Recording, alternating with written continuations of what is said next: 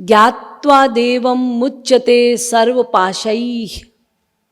श्वेताश्वेतरोपनिषद 2 अध्याय का 13वां मंत्र। उपनिषद के इस मंत्र की व्याख्या करते हुए अब तक आप लोगों को यह बताया गया कि जीव के अनादिकाल से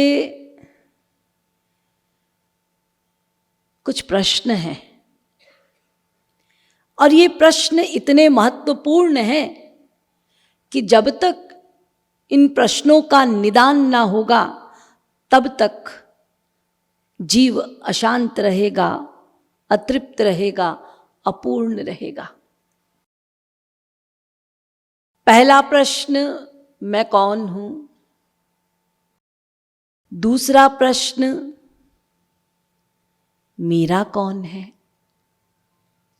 मैं कहां से आया हूं? ये यात्रा कहां से प्रारंभ हुई, कहां जाकर समाप्त होगी? ये संसार क्या है? ये संसार से दुख क्यों मिलता है? इन दुखों से मुक्ति कैसे मिलेगी? ऐसे अनेक प्रकार के प्रश्न हमारे मस्तिष्क में प्रतिक्षण उठते रहते हैं। तो इन प्रश्नों का समाधान हुआ और आप लोगों को यह बताया गया कि 84 लाख प्रकार के देहधारी जीव हैं और उनमें सबसे सौभाग्यशाली जीव मनुष्य। ये मनुष्य भगवत प्राप्ति का अधिकारित्व रखता है। एक ही ऐसा देह है सर्वश्रेष्ठ जिससे हम अपने आध्यात्मिक लक्ष्य को प्राप्त कर सकते हैं, यानी भगवान को जान सकते हैं। ये मनुष्य का शरीर ज्ञान प्रधान है, ये कर्म योनि कहलाती है। हम जो भी कर्म संपादित करते हैं अपने जीवन काल में उसका हमको फल मिलता है। इसीलिए शास्त्र कहते हैं कि इसी मनुष्य शरीर में मृत्यु से पूर्व ऐसे शुभ कर्म कर डालो कि फिर दोबारा मां के गर्भ में उदरस्त ना होना पड़े। इन बंधनों से छुटकारा मिल जाए, तुम कृतार्थ हो जाओ, तुम्हारा कल्याण हो जाए।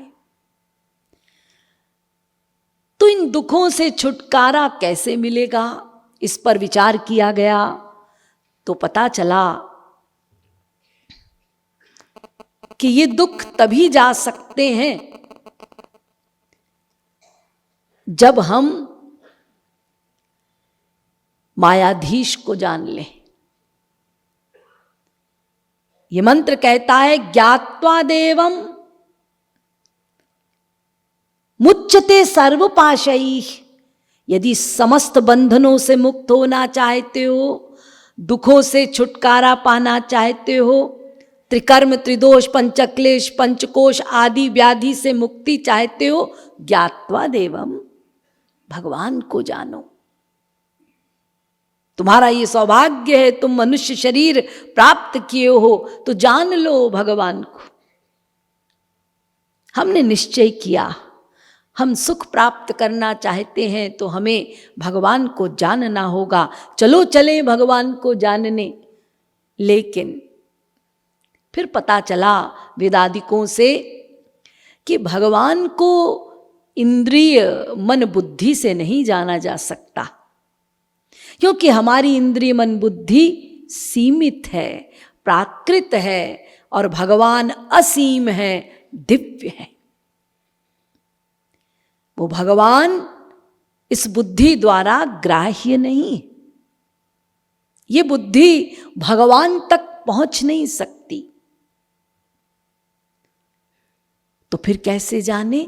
तो पता चला भगवान को जानने के लिए संबल की आवश्यकता नहीं, अपितु कृपा की आवश्यकता है। वो भगवान साधन साध्य नहीं है, अपितु कृपा साध्य है। जब वो भगवान किसी सौभाग्यशाली जीव पर अपनी कृपा वृष्टि कर देते हैं तो वो भाग्यशाली जीव भगवान को जान लेता है, देख लेता है और कृतकृत्य हो जाता है। और ये भगवत कृपा भी कोई एक्सीडेंटली नहीं हो जाती कि जिस पे भगवान का मन आया उस पर कृपा कर दी, जिस पर नहीं आया तो नहीं की। ऐसा नहीं, भगवान के भी अपने कानून हैं, भगवान के भी अपने लॉ हैं। और हम लोगों के इस मटेरियल गवर्नमेंट के लॉ तो बदलते रहते हैं, लेकिन भगवान के स्पिरिचुअल लॉ अकाट्य, ना काटे जा सकते हैं न बदले जा सकते हैं। तो भगवान का ये लॉ है, मेरी कृपा को प्राप्त करने के लिए भगवान कहते हैं मेरी शरणागति करनी होगी, सरेंडर, समर्पण। पूरी गीता का सार अर्जुन से कह रहे हैं, सर्वधर्मान परित्यज्य मामेकम शरणम। मेरी शरण में आ जाओ यदि मेरी कृपा चाहते हो तो, मुझे पाना चाहते हो तो मैं तो कृपा से मिलता हूं और कृपा पाने के लिए मेरी शरण में आना होगा। और शरणागति का अर्थ क्या है? समर्पण का मतलब स्वयं को दे देना। स्वयं माने तो श्री कृष्ण अर्जुन से कहते हैं मयि एव मन आधत्स्व मयि बुद्धिम निवेशय। अर्जुन, समर्पण मन प्लस बुद्धि का होना चाहिए। ये मन मुझको दो, ये बुद्धि भी मुझको दो। जैसे संसार में भी हम लोग समर्पण करते हैं, शरणागति करते हैं, ऐसा आप कतई नहीं कह सकते कि हमको सरेंडर करना नहीं आता। हम डॉक्टर के शरणागत होते हैं, अपने आप को डॉक्टर को सरेंडर कर देते हैं। कैंसर हुआ, हाँ, तो डॉक्टर के पास गए, डॉक्टर ने जो कहा वो किया, अर्थात अपने मन को डॉक्टर के मन से जोड़ दिया, अपनी बुद्धि को डॉक्टर की बुद्धि से जोड़ दिया। और डॉक्टर ने जो कहा वो किया, अपने मन से नहीं किया, अपनी बुद्धि से नहीं किया। तो क्या किया? जो डॉक्टर ने कहा वो किया। यह है सरेंडर। अपने मन को भगवान के मन से जोड़ दो, गुरु के मन से जोड़ दो, अपनी बुद्धि को गुरु की बुद्धि से जोड़ दो, अपने शरण्य की बुद्धि से जोड़ दो। स्वयं में कर्तृत्वाभिमान ना रखो, कर्तापन पाले ना रखो। जब तक हम कर्तापन पाले हुए हैं, स्वयं को गवर्नर, स्वयं को कर्ता, स्वयं को ड्राइवर मानते हैं, तो फिर भगवान न्यायकर्ता बन जाते हैं। क्योंकि जब हम स्वयं को कर्ता मानेंगे तो फिर हमसे या तो अच्छे कर्म होंगे या बुरे कर्म होंगे, तो उन कर्म का फल भी हम ही को भोगना पड़ेगा। तो हम फिर बंधन से मुक्त नहीं हो सकते। तो यदि वास्तविक सुख पाना चाहते हो, भगवदीय आनंद पाना चाहते हो, तो इन बंधनों से छुट्टी पानी होगी सदा सदा को। इसीलिए अच्छा कर्म भी बंधनकारी, ये स्वर्ग आदि, ये पुण्य भी बंधनकारी, और बुरा कर्म नरक, वो भी बंधनकारी। ये मृत्युलोक, ये भी बंधनकारी। तो शरण में जाने का मतलब होता है जो शरण्य की इच्छा हो बस उसे करना। यही श्री कृष्ण अर्जुन से कह रहे हैं, अर्जुन चुपचाप जो मैं कहता हूं बस करता जा। अर्जुन ने वही किया, अर्जुन कृतार्थ हो गया। तो मन बुद्धि का समर्पण। अब जिस मन को हमें भगवान में लगाना है, जिस मन में लगाव होगा भगवान का, जिस मन की आसक्ति भगवान में होगी 100%, वो मन तो अनादिकाल से संसार में लगा है। तो जब तक ये मन संसार से हटेगा नहीं, भगवान में लगेगा नहीं। और संसार में क्यों लगा है ये मन? इस मन को ये भरोसा है कि एक दिन निश्चित मुझको इस संसार से सुख मिलेगा। कैसा सुख? वास्तविक सुख। वास्तविक सुख जो असीम हो, प्रतिक्षण वर्धमानम हो, जो बढ़ता जाए, कभी घटे ना, जिस पर दुख का अधिकार ना हो, जो सदा को मिल जाए, यह है वास्तविक सुख।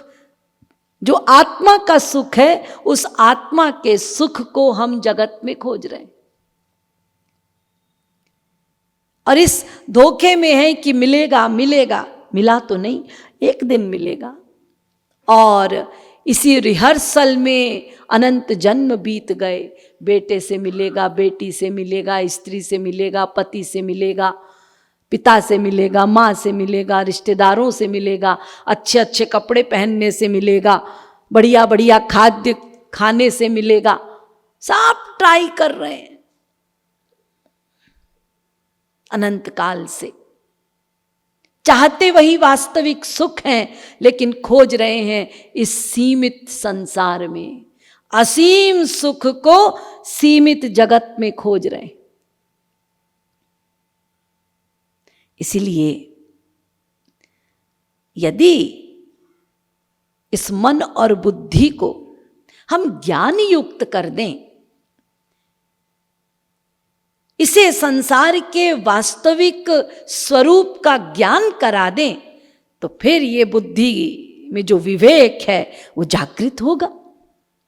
फिर वो बुद्धि मन को ऑर्डर करेगी, फिर वो मन इंद्रियों को ऑर्डर करेगा, फिर वो इंद्रियां जो बुद्धि के डिसीजन से मन का ऑर्डर मान रही थी और ये संसारी विषयों को ही वास्तविक सुख मान रही थी, जब सही ज्ञान बुद्धि को मिल जाएगा तो मन बुद्धि को ऑर्डर करेगा, इधर नहीं इधर सुख है। तो सही ज्ञान देना होगा बुद्धि को। इसीलिए संसार क्या है, इस संसार का वास्तविक स्वरूप क्या है, संसार की वास्तविकता क्या है, इसका परिज्ञान होना परमावश्यक है। तो कल मैंने आप लोगों को बतलाया कि दो प्रकार का संसार होता है। एक बाहर का संसार और एक भीतर का संसार। एक एक शब्द पर ध्यान दीजिएगा। बाहर का संसार है ये स्थूल जगत जिसको भगवान ने बनाया, पृथ्वी जल तेज वायु आकाश का ये संसार, ये सत्य है। और एक संसार हमारा मन बनाता है। हमारे मन में जो विचार उत्पन्न होते हैं, आइडियाज उत्पन्न होते हैं, ये है भीतर का संसार। और चूंकि हमारा मन माया के अधीन है, इसीलिए मन में जो विचार उत्पन्न होते हैं वो अज्ञानता के हैं, माइक हैं, मिथ्या हैं। तो बाहर का संसार सत्य, ये मन द्वारा निर्मित भीतर का संसार मिथ्या। तो ये बाहर का संसार जो है ये अपरिवर्तनशील, इसमें कोई परिवर्तन नहीं, परंतु मन द्वारा जो संसार निर्मित है वो उसमें परिवर्तन होता रहता है। जैसे उदाहरण से समझिए, एक स्त्री है, ये स्त्री भगवान की बनाई हुई सत्य, ये बाहर का संसार हो गया एक स्त्री। अब उसी एक स्त्री को देखकर चार व्यक्ति चार प्रकार की धारणाएं और भावनाएं रखते हैं। उसी एक स्त्री को देखकर एक कहता है मेरी मां खड़ी है, दूसरा कहता है मेरी बहन खड़ी है, तीसरा कहता है मेरी पत्नी खड़ी है, चौथा कहता है मेरी सास खड़ी है। एक ही स्त्री है, उसमें कोई परिवर्तन नहीं, लेकिन चार व्यक्तियों की भावनाओं में परिवर्तन। तो ये जो भावनाएं हैं, ये जो आइडियाज हैं, ये जो विचार हैं, ये कहां उत्पन्न हुए? अंदर, भीतर, मन में, इसमें परिवर्तन। तो आप समझ गए? तो ये बाहर का जो संसार है ये हमारा कुछ नहीं बिगाड़ता, और ये हमारे लिए इंपॉर्टेंट भी है। यदि ये बाहर का संसार ना हो तो हम एक मिनट भी जिंदा नहीं रह सकते। हवा बंद हो जाए, पानी मिलना बंद हो जाए, घुट के मर जाए, तो ये बाहर का संसार तो कंपलसरी है। ये हमारे लिए इतना डेंजरस नहीं है। गड़बड़ी है इस भीतर वाले संसार की। ये जो भीतर वाला संसार है, इसको समझना है, इसी को विरक्त करना है, इसी को समाप्त करना है। बाहर वाले संसार से हमें कोई दिक्कत नहीं, क्योंकि ये जो भीतर वाला संसार है ना, यदि बाहर का संसार नहीं भी है तो ये भीतर वाला संसार उपस्थित रहता है। बड़ा भयानक है, बड़ा प्रगाढ़ है ये भीतर का संसार।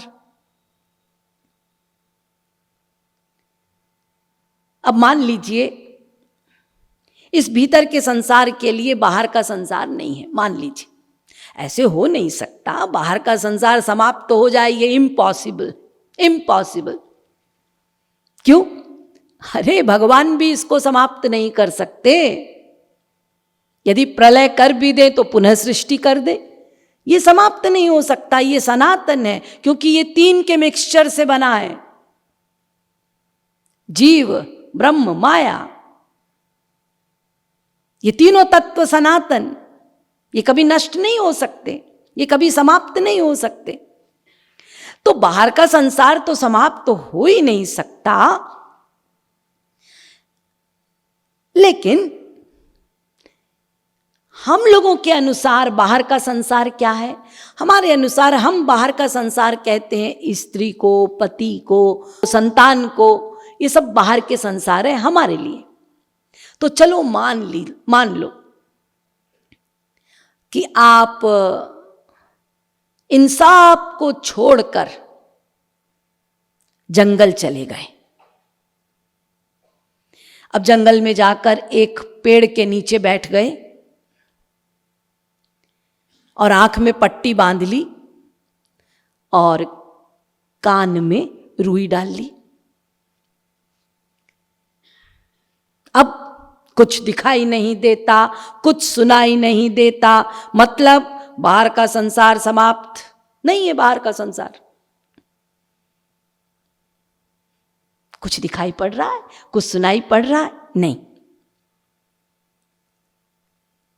परंतु भीतर का संसार है,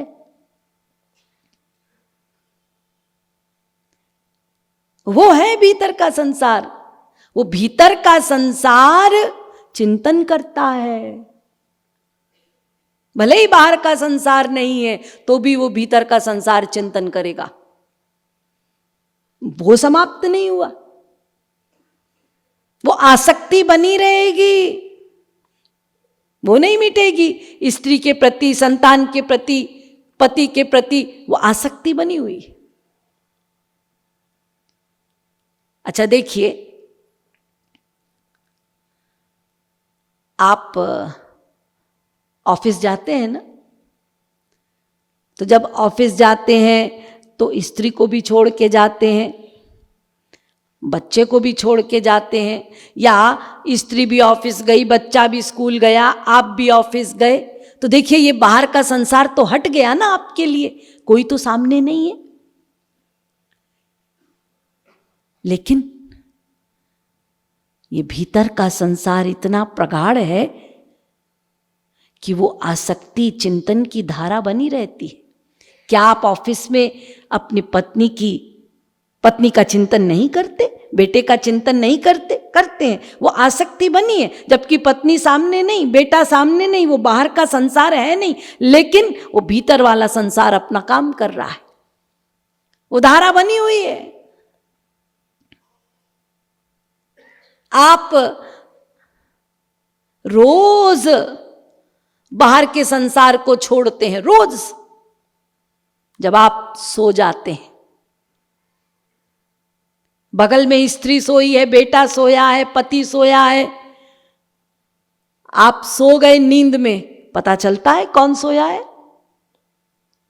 पता चलता है? बताइए, बाहर का संसार खत्म आपके लिए। बैंक बैलेंस याद आता है? कुछ नहीं, आप सोए हैं बिल्कुल, तो बाहर का संसार नहीं है ना। लेकिन भीतर का संसार बड़ा प्रगाढ़ है। आप स्वप्न देखते हैं ना, देखिए बाहर का संसार नहीं है, वहीं बगल में स्त्री है, बेटा है, सब है, परंतु भीतर का संसार इतना भयानक है कि आप वहीं पड़े पड़े स्वप्न में सब देख रहे हैं, सब देख रहे हैं। जो जागृत अवस्था में देखते हैं वैसा ही आप स्वप्नावस्था में फील करते हैं। हर्ष की फीलिंग, शोक की फीलिंग, दर्द की फीलिंग, सारी फीलिंग होती है बिल्कुल हूबहू वैसे ही। तो देखिए ये है भीतर का संसार, तो वो आसक्ति की धारा बनी रहेगी। ये भीतर का संसार बड़ा डेंजरस है। देखिए बाहर का संसार नहीं है तो भी ये भीतर का संसार अपना काम कर रहा है, अपनी आसक्ति बनाए हुए है। और क्या बताऊं आपको, हमारी ये आसक्ति की धारा ऐसी है कि बाहर का संसार मान लीजिए समाप्त हो जाए, कहने का तात्पर्य यदि घर में कोई मर जाए तो ये समाप्त हो गया ना बाहर का संसार। अब हम लोगों ने अपनी आसक्ति की धारा को इतना प्रगाढ़ बनाया हुआ है कि पिता मर गए, लेकिन हम उस धारा को छोड़ना नहीं चाहते। पिता मर गए तो अब फोटो भी लगाए हैं, फिर उनकी फोटो देख देख के रोते हैं। संदूक में उनके कपड़े रखे हैं, बार बार उनके कपड़े निकाल निकाल के रोते हैं, उनका चिंतन करते हैं। ये देखिए धारा आप छोड़ना नहीं चाहते। इस आसक्ति को ऐसी गाढ़ा आसक्ति की है हमने कि अब वो समाप्त भी हो गया तो भी वो धारा बनी हुई, छूटती नहीं। ये है भीतर का संसार। तो भीतर का संसार इतना भयानक है कि भले ही बाहर का संसार समाप्त हो जाए तो भी ये भीतर का संसार बना रहता है चिंतन के द्वारा। तो इस भीतर वाले संसार को ही विरक्त करना है, समाप्त करना है, और इस बाहर वाले संसार को भी समझना है। आप कहेंगे अजी बाहर वाले संसार से तो कोई डेंजर है नहीं, अभी आपने बताया कि बाहर का संसार तो हमारा कुछ नहीं बिगाड़ता, वो तो हमारे लिए कंपलसरी है भी, तो उससे तो विरक्त होने की आवश्यकता नहीं है, विरक्त तो होना है हमको भीतर वाले संसार से। तो जब बाहर का संसार हमारा कुछ बिगाड़ता नहीं तो उसको क्या समझना? नहीं नहीं नहीं नहीं, बहुत इंपॉर्टेंट बात, ये जो बाहर वाला संसार है यदि ये रहता है तो ये जो भीतर वाला संसार है ना, ये बाहर वाले संसार को पाकर बलवान हो जाता है। एक एक शब्द पर ध्यान दीजिए। भीतर वाला संसार बाहर वाले संसार को पाकर और बढ़ जाता है। जैसे एक बच्चा है,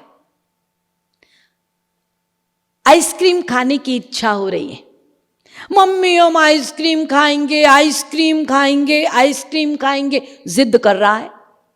अब आइसक्रीम सामने नहीं है, ये बाहर का संसार सामने नहीं है। अब मान लीजिए कोई आकर उस छोटे से बच्चे को खिलौना दे दे, तो जो आइसक्रीम के लिए जिद कर रहा था, अब जब उसको खिलौना दिया तो उसका चिंतन डाइवर्ट हो गया, तो वो भूल गया। यानी वो वस्तु सामने नहीं थी, केवल वो जिद कर रहा था, दूसरी वस्तु आ गई तो वो भूल गया, चिंतन डाइवर्ट हो गया। लेकिन मान लीजिए वही आइसक्रीम कटोरा भर के मां सामने रख दे, जिस बाहर वाले संसार को वो मांग रहा है, वो बाहर का संसार यदि सामने मिल जाए तो क्या वो बच्चा अपने आप को कंट्रोल कर पाएगा? यदि आइसक्रीम के लिए जिद कर रहा है और आइसक्रीम का कटोरा सामने है तो फिर वो बच्चा रुक नहीं सकता, टूट पड़ेगा, कंट्रोल नहीं कर सकता। तो जब तक बाहर का संसार नहीं था तब तक वो मांग होने पर भी चिंतन डाइवर्ट हो गया, लेकिन यदि वस्तु सामने है तो फिर कंट्रोल नहीं हो सकता, वो बलवान हो जाता है। ऐसे ही कोई हमारा शत्रु है जिसकी हम शक्ल देखना भी पसंद नहीं करते, वो हमारे चिंतन में आ रहा है, बदतमीज है, ऐसा है वैसा है, आप चिंतन कर रहे हैं।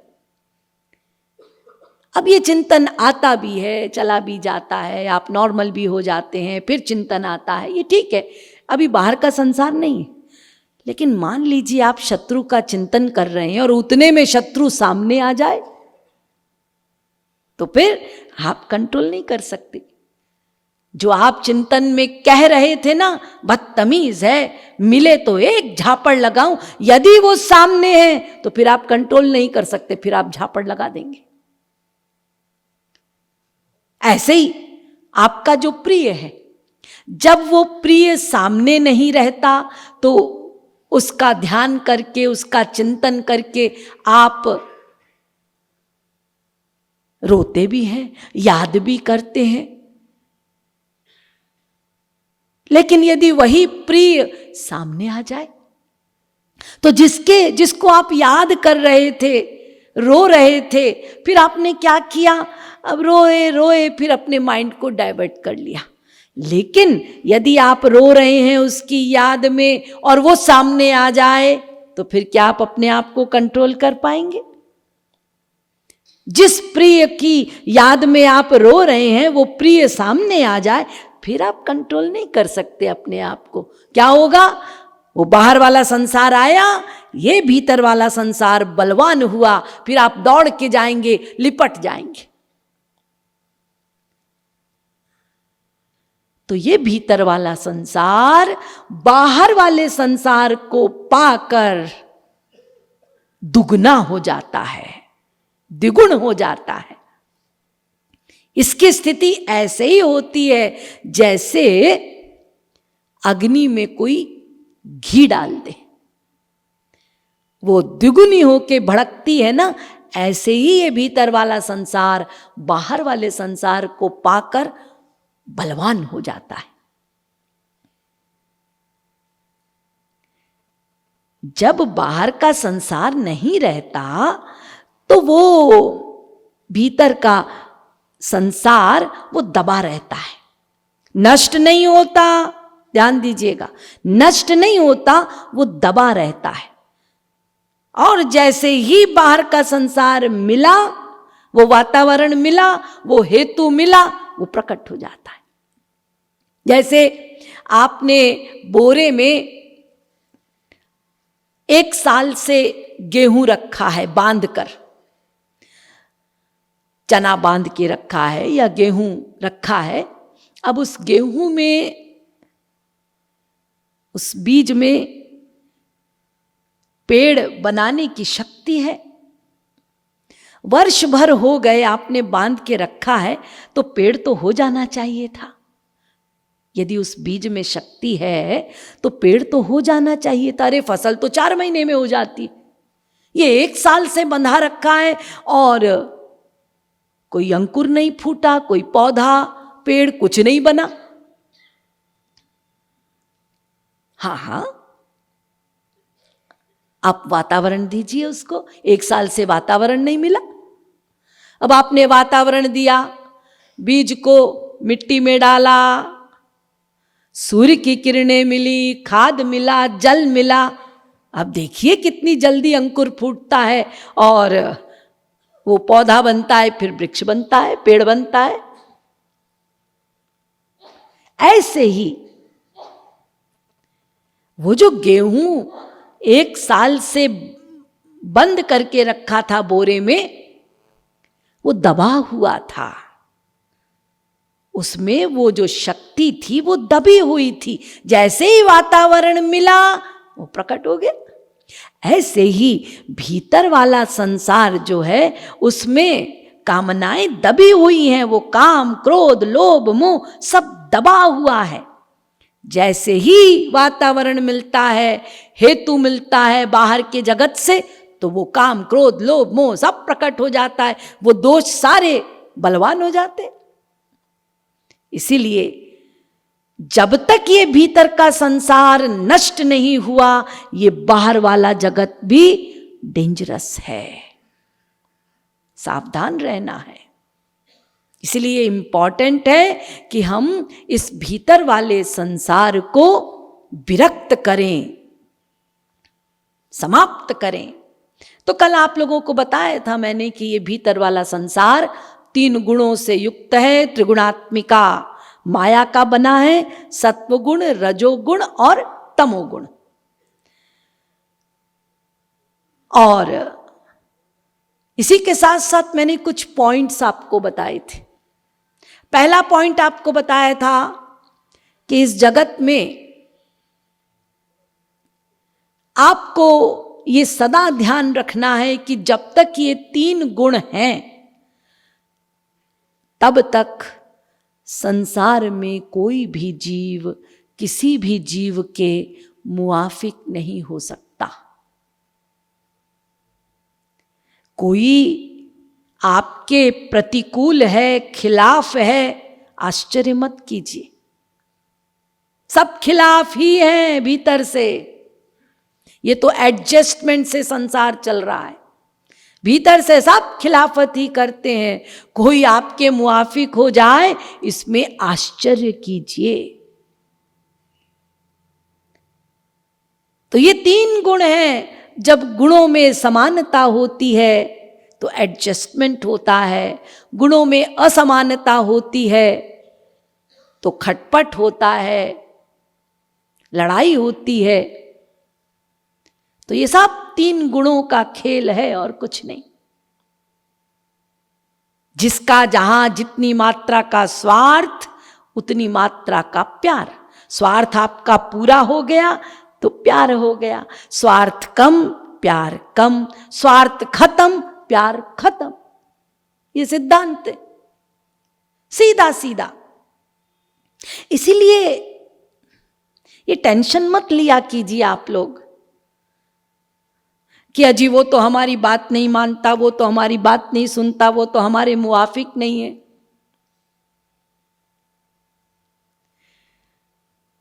कोई किसी को ना अच्छा कह सकता है, कोई किसी की प्रशंसा नहीं कर सकता। यदि कोई किसी की प्रशंसा करता है, तारीफ करता है, तो समझ लीजिए उसका कुछ स्वार्थ है आपसे, उसको वो स्वार्थ पूरा करना है, इसीलिए आपकी जी हुजूरी कर रहा है। बिल्कुल।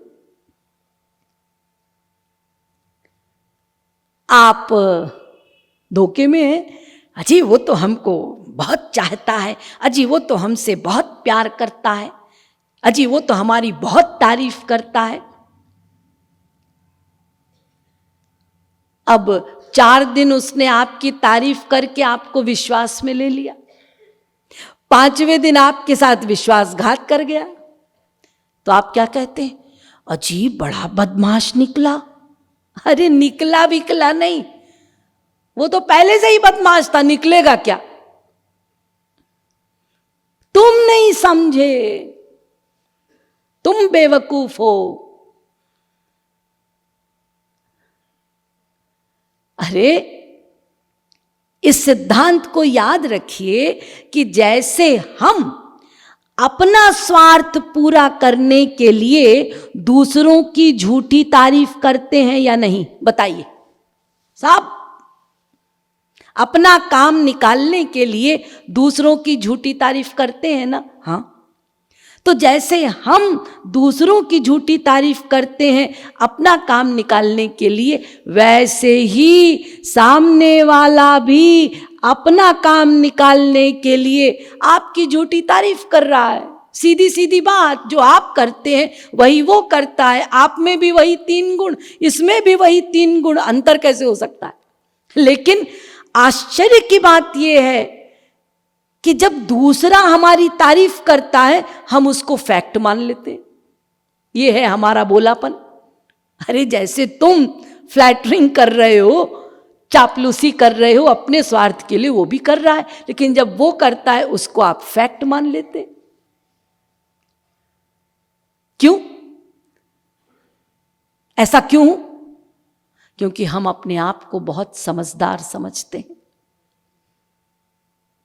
ये सदा ध्यान रखिए, नर्मदा के कंकर सब शंकर। सबके पास ये तीनों गुण हैं माया के, और जब तक ये 3 गुण रहेंगे सब माया के अनुसार कार्य करेंगे, गुणों के हिसाब से कार्य करेंगे। कोई किसी को अच्छा नहीं कह सकता। और बड़े आश्चर्य की बात है कि हम सब लोग कमर कसे हैं, क्या करें, कैसे करें कि लोग हमको अच्छा कहें। अच्छा बनना नहीं चाहते, अच्छा कहलाना चाहते। अच्छे कहलाने के चक्कर में अपनी शक्ति नष्ट किए जा रहे हैं। अरे जितनी शक्ति आप अच्छा कहलाने के लिए करते हैं, यदि उससे बहुत कम मेहनत अच्छा बनने के लिए करें तो पता नहीं कितने अच्छे बन जाएं। हम अच्छा बनना नहीं चाहते, अच्छा कहलाना चाहते हैं। लेकिन ये सदा ध्यान रखिए, इन संसार वालों से अच्छाई का सर्टिफिकेट मत लीजिए। इन संसार वालों ने आज तक किसी को अच्छाई का सर्टिफिकेट नहीं दिया। आमूल सिक्तम पयसा घृतेन न निम्ब वृक्षो मधुरत्वमेति।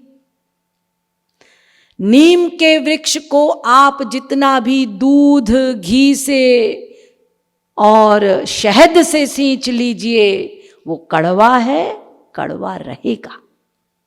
ऐसे ही इन संसार वालों के लिए आप जितना भी कर लीजिए, संसार वाले आपको कभी अच्छा नहीं कह सकते। अरे इन संसार वालों ने संतों को नहीं छोड़ा। और ठीक है भाई, संतों का अपमान हुआ, वो इनकी पार्टी के लोग ही नहीं है, वो तो ईश्वर की पार्टी के लोग हैं, तो वो तो उसकी बदनामी करेंगे, अपमान करेंगे, स्वाभाविक ही है। लेकिन संसार में भी आपस में कोई किसी को अच्छा नहीं कह सकता। मीरा, तुलसीदास, सूरदास को कहा अलग बात है, मीरा को जहर दे दिया, तुलसीदास जी पर मारक प्रयोग हुए काशी के पंडितों के द्वारा। संत ज्ञानेश्वर, संत तुकाराम, इन पर भी आरोप लगे। किसको छोड़ा हमने? तो इनके लिए हम बोले ये स्वाभाविक है, और संत केयर भी नहीं करते। हाथी अपनी चाल चलत है, कुकुर भूखे तो वाको भुकवा दे। हाथी जिस मोहल्ले से गुजरता है, तो उस मोहल्ले के जो कुत्ते होते हैं ना, वो भौंकते हैं।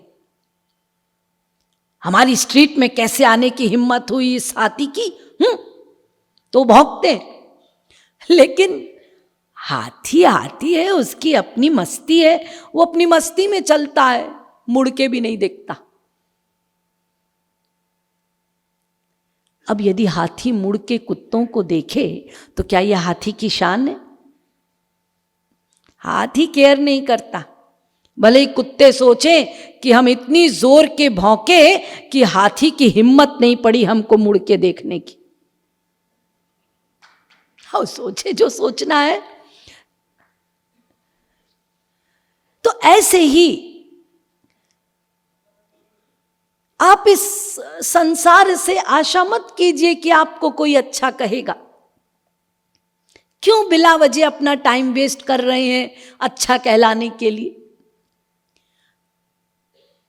देवी जी, ब्याह करना है। किसका ब्याह करना है? बिटिया का ब्याह करना है। अच्छा अच्छा, तो कर दो।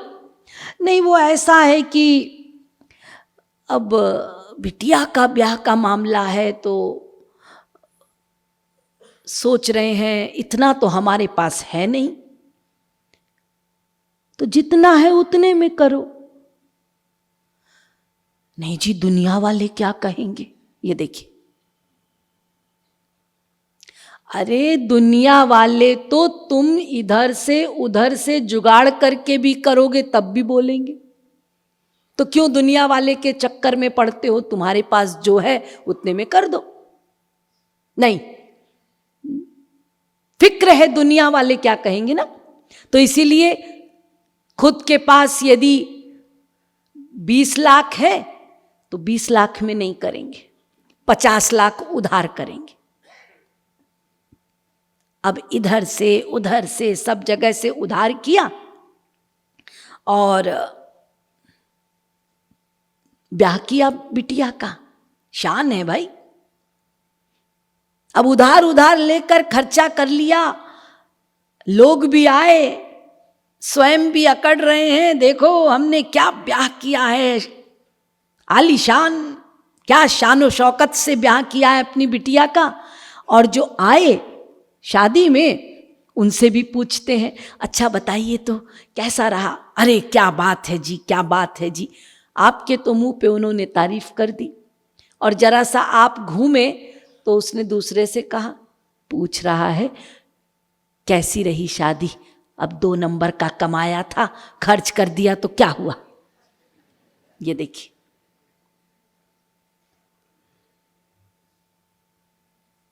अब उसने उधार उठाया और इधर देखिए क्या बोल रहे हैं।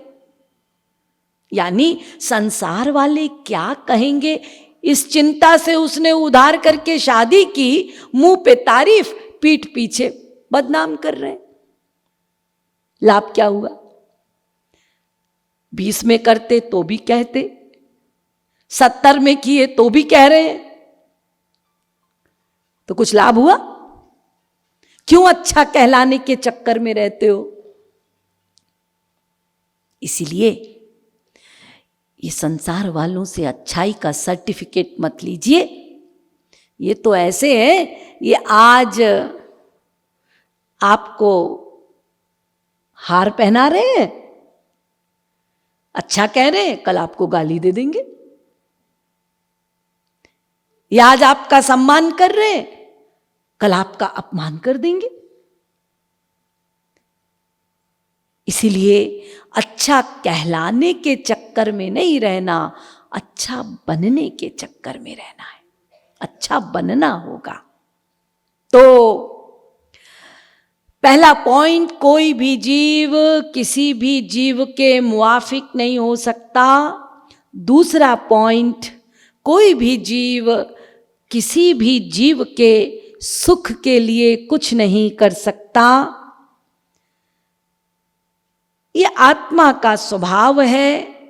हम भगवान के अंश होने के कारण आनंद चाहते हैं, सुख चाहते हैं। इसीलिए जब तक हमको परिपूर्ण सुख नहीं मिला, तब तक हम उसी सुख प्राप्ति के लिए प्रयत्नशील रहेंगे, दौड़ेंगे, भागेंगे और अपने लिए ही करेंगे, दूसरे के लिए नहीं कर सकते। तो इसीलिए दूसरों से सुख मत मांगिए। दूसरे आपको बेचारे क्या सुख देंगे? जो खुद सुख नहीं प्राप्त किए, खुद भिखारी हैं, तो एक भिखारी दूसरे भिखारी को क्या देगा?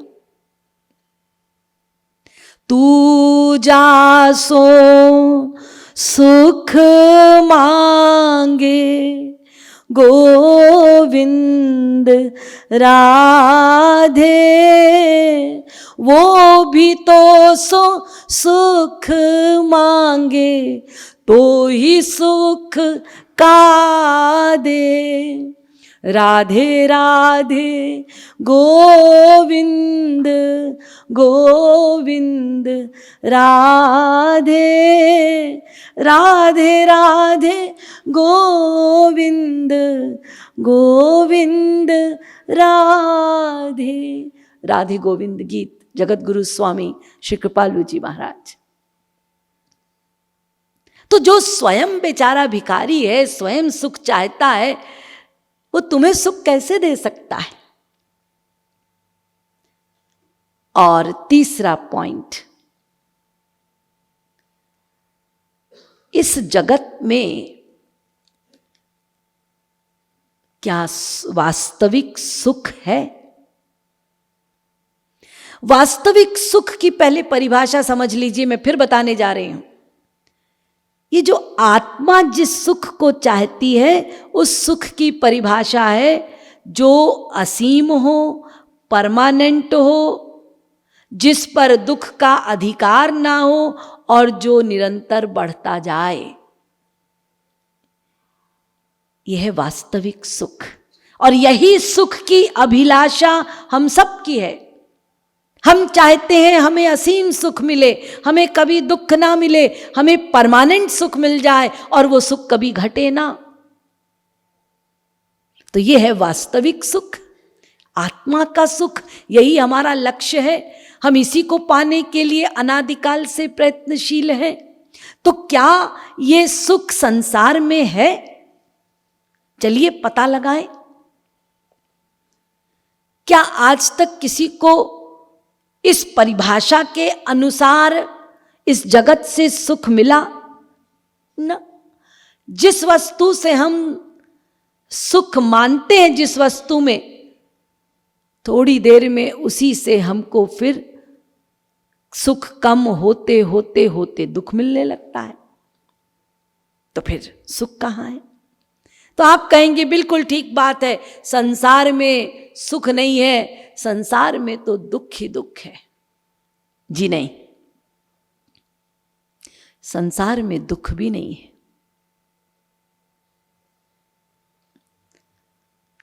तस्मात् दुखास्तकम नास्ति ना ही किंचित सुखात्मकम, ना ही कहीं दुख है संसार में, ना कहीं सुख है संसार में।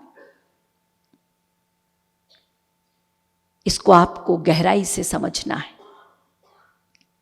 संसार में सुख भी नहीं है, संसार में दुख भी नहीं है। यदि संसार की किसी भी वस्तु में वास्तविक सुख होता तो वो सबको मिलना चाहिए था। यदि किसी भी वस्तु में सुख है तो वो सबको मिलना चाहिए, लेकिन आप देखते हैं उसी वस्तु से किसी को सुख मिलता है, किसी को दुख मिलता है। चलिए उदाहरण से समझिए। बहुत से लोग हैं, उनको लहसुन खाने में सुख मिलता है, प्याज खाने में सुख मिलता है, तो इसका मतलब प्याज नाम की वस्तु में सुख है, लहसुन नाम की वस्तु में सुख है। लेकिन बहुत से लोग ऐसे भी हैं जिनको इसके नाम से उल्टी आने लगती। तो यदि उसमें सुख है तो सबको मिलना चाहिए ना। रसगुल्ला, हाँ, मीठा मीठा सबको अच्छा लगता है, सबको रसगुल्ला खाने में सुख मिलता है, तो इसका मतलब रसगुल्ला नाम की वस्तु में सुख है? नहीं नहीं, बहुत से लोग हैं जिनको पसंद नहीं है। अच्छा, मान लीजिए आपका एक मित्र है, उसका बेटा IAS में आया, उसने आपको फोन किया कि साहब हम तो आज बहुत प्रसन्न हैं। क्यों, क्या हुआ? अरे आपका बेटा IAS में आ गया। अच्छा अच्छा अच्छा, मुबारक हो मुबारक हो। अरे तुम्हारा बेटा तो मेरा ही बेटे जैसा है, मैं अभी आता हूं। और आप उसके घर गए रसगुल्ले का डिब्बा लेकर, आपने उसको प्रस्तुत किया, बेटे को भी खिलाया, अपने मित्र को भी खिलाया, बड़े विभोर, बड़ा सुख मिल रहा है। अब 10 दिन के बाद वो उनका बेटा कहीं जा रहा था स्कूटर से, अचानक एक्सीडेंट हो गया और स्पॉट डेथ हो गई। अब आपके मित्र ने फिर आपको फोन किया, अरे जल्दी आओ जल्दी आओ, गजब हो गया, मैं तो लुट गया। अरे क्या हुआ भाई? नहीं वो मेरा बेटा मर गया। अच्छा, आप फिर गए रसगुल्ले का डिब्बा लेकर और अपने मित्र से कहा, भाई ऐसा कैसे हुआ, बेटा मर कैसे गया? उसने वृतांत सुना दिया, एक्सीडेंट हो गया, ट्रक से टकरा गया, मर गया, अब मैं क्या करूं? तो आपने कहा, अरे इतना दुख तुम्हें, तुम्हारे ऊपर तो दुखों का पहाड़ टूट पड़ा, जवान लड़का तुम्हारा, तो तुम्हें तो मैं दुखी नहीं देख सकता, तो एक काम करो, तुम रसगुल्ला खाओ, क्योंकि रसगुल्ले में सुख होता है, तो रसगुल्ला खाओ। वो कहेगा तुम्हारा दिमाग खराब है, मेरा बेटा मर गया, इतना दुख है मुझे, तुम्हें भी दुख होना चाहिए, और तुम्हें मजाक सूझ रहा है, तुम कहते हो रसगुल्ला खाओ। अरे नहीं नहीं, मैं मजाक नहीं कर रहा। अरे उस दिन मैं जब रसगुल्ला लेकर आया था तो मैंने देखा तुम्हें बड़ा सुख मिल रहा है, तो मैंने समझ लिया कि रसगुल्ला नाम की वस्तु में सुख होता है, और सुख माने ऐसा जो निरंतर मिले। तो मैं देख रहा हूं कि तुमको दुख मिल रहा है, और यदि रसगुल्ले में सुख है, मैं तुमको खिला दूंगा तो तुम सदा सदा के लिए सुखी हो जाओगे, इसीलिए मैं कह रहा हूं रसगुल्ला खाओ। अब बताइए, कोई खाएगा रसगुल्ला? ना, वो रसगुल्ला उसको जहर के समान लगेगा। तो क्यों जी? यदि रसगुल्ला खाने में सुख है, उस वस्तु में सुख तत्व है, तब तो फिर सुख मिलना चाहिए था, हर अवस्था में मिलना चाहिए, क्योंकि सुख की परिभाषा है जो मिला सदा को मिला, फिर दुख कभी नहीं मिल सकता। तो फिर क्यों जी? एक बार रसगुल्ला खाया सुख मिला और दूसरी बार दुख मिल रहा है, तो फिर उस रसगुल्ले में सुख कहाँ रहा? अरे वही रसगुल्ला आप खाते हैं, एक खाया सुख मिला, हाँ कितना, 1 किलो, दूसरा खाओ 2 किलो मिलना चाहिए ना, 3/4 हो गया। तीसरा खाया आधा किलो सुख हो गया, चौथा खाया 1 पाव, 5वां खाया अरे बस करो भैया मर जाएंगे, अब दुख मिलने लगा। तो फिर उस वस्तु में सुख कहां रहा बताइए? बेटे में बड़ा सुख है। अच्छा, स्कूल से बेटा लौट कर आया, अपना बैग फेंका उसने और दौड़कर अपनी मां से लिपट गया। मां ने भी जोर से चिपटाया, आ गया बेटा। मां को बड़ा सुख मिल रहा है, अर्थात बेटे में सुख है तो निरंतर मिलना चाहिए बेटे से सुख। अब मां ने जोर से चिपटाया, बड़ा सुख मिल रहा है, लेकिन धीरे धीरे मां की पकड़ कमजोर हो रही है। क्यों?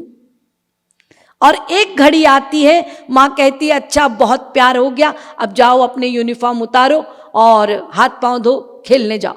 नहीं मम्मी, हम तो ऐसे ही तुम्हारे साथ चिपके रहेंगे। अरे छोड़, गर्मी लग रही है। तो क्यों जी?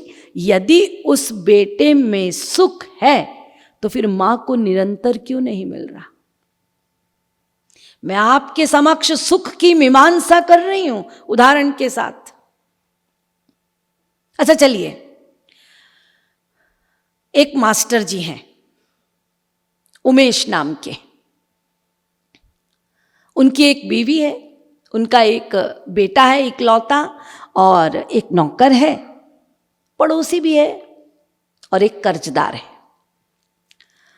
अब ये मास्टर साहब जो हैं वो स्कूल में पढ़ाते हैं, अचानक घर में बैठे थे, उनके हार्ट में पेन हुआ और वो कराहने लगे और फिर बेहोश होकर गिर गए। स्त्री दौड़ी, डॉक्टर को बुलाया, डॉक्टर आया, उसने चेक किया और डिक्लेयर कर दिया कि ये मर गए। ध्यान दीजिए, अब स्त्री को पता चला कि मेरे पति की मृत्यु हो गई, उसको इतना दुख हुआ, इतना कष्ट हुआ कि वो वहीं खड़े खड़े बेहोश हो गई। बेटे ने भी देखा कि मेरे पिता की मृत्यु हो गई, वो बेहोश नहीं हुआ लेकिन जोर जोर से रोने लगा। नौकर को भी पता चला, दोस्त को भी पता चला, दोस्त भागा भागा आया, उसको भी दुख हुआ लेकिन वो बेटे जितना नहीं रोया। नौकर को पता चला मेरे स्वामी की मृत्यु हो गई, लेकिन वो इतना दुखी नहीं हुआ जितना दुखी दोस्त हुआ। पड़ोसी को पता चला, पड़ोसी का कोई आना जाना नहीं है इनके घर में, कोई जान पहचान भी नहीं है, बस जानते हैं कि उमेश शर्मा नाम के एक टीचर रहते हैं हमारे पड़ोस में 2 घर छोड़ के। उनको पता चला कि उनकी मृत्यु हो गई, तो उन्होंने कहा अपनी पत्नी से, अरे वो हमारे पड़ोस में मास्टर जी रहते थे ना, हाँ हाँ उनकी मृत्यु हो गई। पत्नी अपना झाड़ू लगा रही है, झाड़ू लगाते लगाते कहती, अच्छा बड़ा बुरा हुआ जी, एक ही बेटा है बेचारे का, पता नहीं कैसे पलेगा। लेकिन वो ना रोती है, ना उसने काम करना बंद किया, वो अपना काम कर रही है। अब एक कर्जदार है उस मास्टर का, जिसने मास्टर जी से 5 लाख रुपए उधार लिए। अब जैसे ही कर्जदार को पता चला कि मास्टर की मृत्यु हो गई है, तो मन ही मन सोचता है अच्छा हुआ, अपन को 5 लाख रुपए नहीं देने पड़ेंगे। ये मैंने आपको एक सीन बताया। अब चलिए दूसरा सीन। मान लीजिए कि डॉक्टर को गलतफहमी हो गई थी, वो मरा नहीं था, तो थोड़ी देर बाद वो पल्स चलने लगी और धीरे धीरे वो मास्टर जी होश में आ गए, आवाज लगाई पत्नी को। अब जो पत्नी बेहोश होके गिरी थी दुख में, थोड़ी देर बाद होश में आके कोने में बैठी थी, जैसे ही सुना पतिदेव जिंदा है, अरे अब तो खुशी में बेहोश हो गई। बेटे ने सुना, अब वो खुशी में रोने लगा।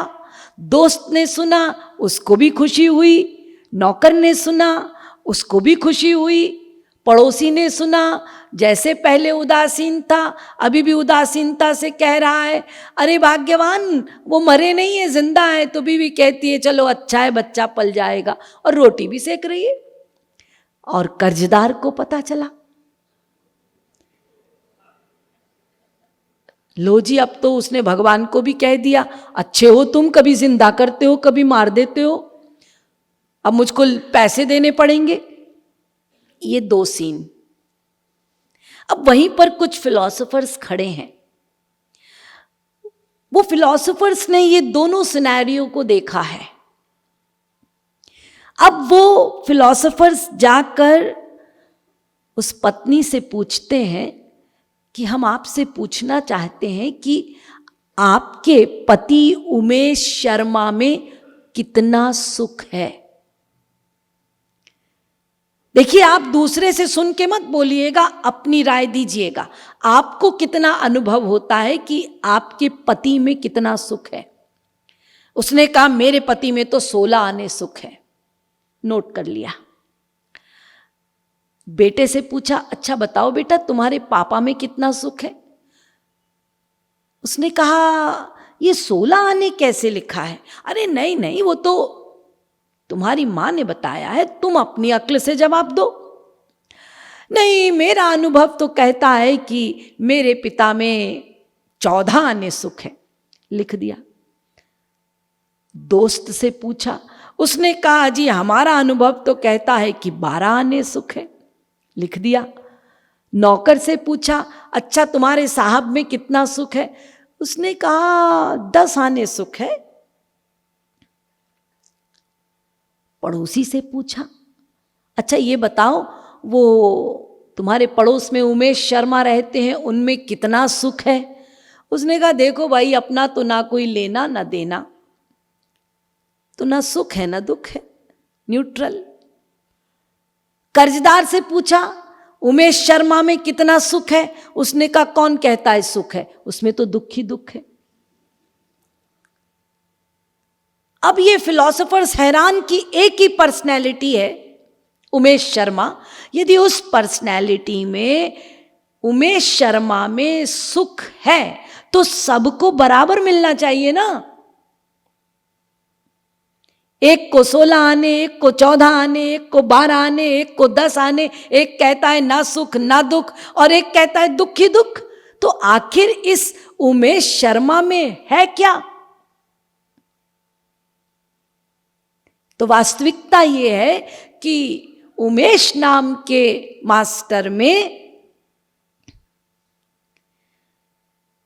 जिस व्यक्ति का उससे जितनी मात्रा का स्वार्थ है, उसको उससे उतनी मात्रा का सुख मिल रहा है। पत्नी का सबसे अधिक स्वार्थ, तो पत्नी को सबसे अधिक सुख मिल रहा है। उससे कम बेटे का, उससे कम दोस्त का, उससे कम नौकर का, और पड़ोसी उसका कोई स्वार्थ नहीं, इसीलिए ना सुख ना दुख। और जो कर्जदार है उसके स्वार्थ की हानि हो रही है, इसलिए उसको दुख मिल रहा है। तो रीजन क्या है? स्वार्थ।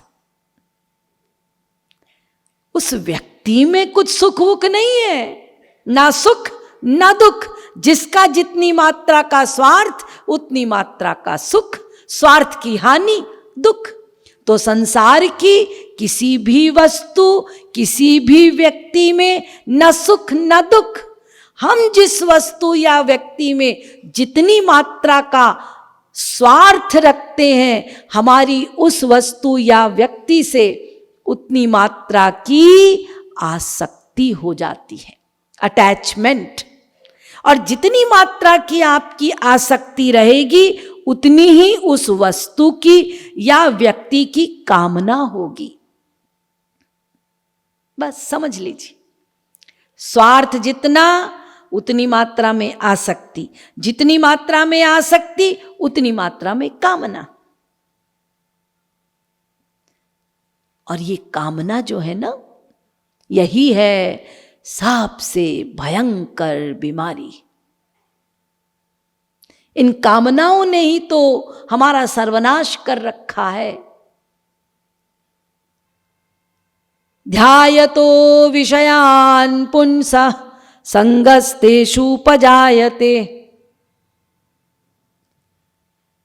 ये कामनाएं कितने प्रकार की हैं?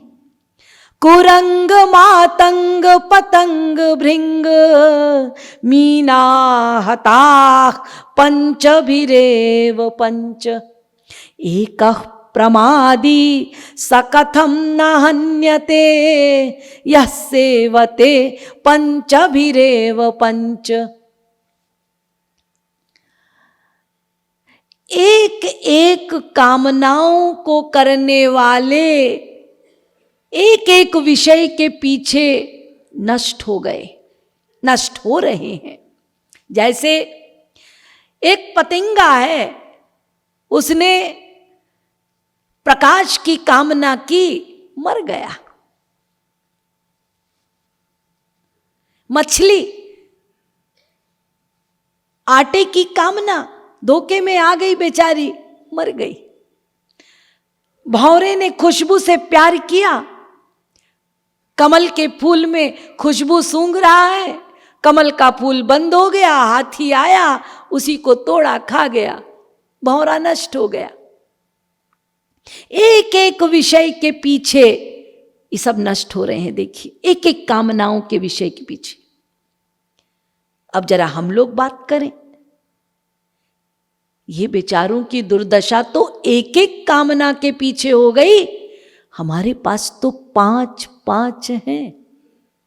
शब्द, स्पर्श, रूप, रस और गंध, ये 5 कामनाएं, इनके विषय दिन रात एकत्रित कर रहे हैं।